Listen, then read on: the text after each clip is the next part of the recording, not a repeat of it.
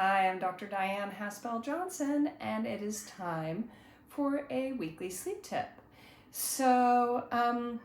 I wanted to talk to you a little bit about something that I've periodically spoken about and I have really emphasized, but I think it is such an important thing with regards to regulating our nervous systems, regulating our sleep, and helping us to just get the highest quality of sleep and to feel most ourselves, most in our own natural rhythms.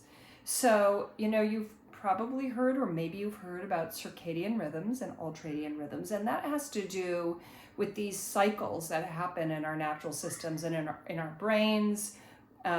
All things function in kind of like a pulse. That's the beating of the heart, the pulsing of the endocrine system, like our hormonal system, our adrenal system, our energy systems, the heart, the lungs, the brain. That so many things move in these kind of rhythms and these waves. And one of the things that follows these kinds of natural waves that occur in our bodies is our circadian and ultradian rhythms, the way that our rhythms move throughout the day and the night to give us energy and to let us rest and sleep, because what goes up needs to come down. So a lot of times I've spoken before about how we get dysregulated. We get out of rhythm with our own natural body cycles. And it's very important to support our body getting back into its natural rhythm. And when we get back into our natural physiological rhythm, we can fall asleep more easily and we can sleep better. So one of the things that's most important is to do something like self-hypnosis in the afternoon.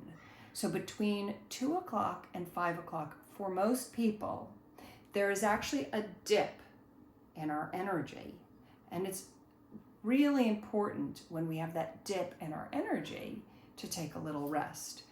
I recommend to people that that is the time that I think it is the most important to do self-hypnosis. You could also do some kind of meditation, though I don't think that meditation does quite the same thing as self-hypnosis, but it's great.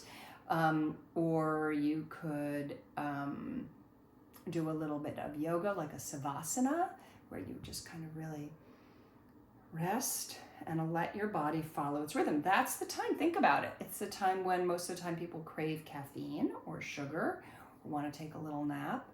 And in some cultures, that's what they do in the afternoon. They take a little siesta.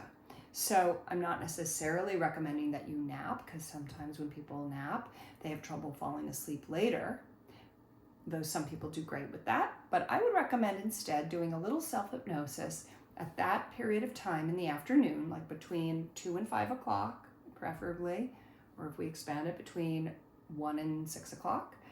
And it can even be a few minutes, but just let your body rest and do what it wants to do. And I think that you'll find that then when you go to sleep, you're not as elevated, you're not as amped up, and you'll have an easier time going to sleep.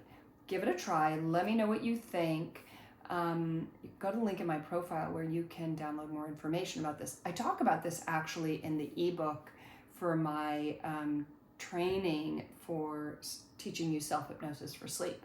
So you can find that on my website as well, which is just www.drdyan.com. It's DRDYAN.com.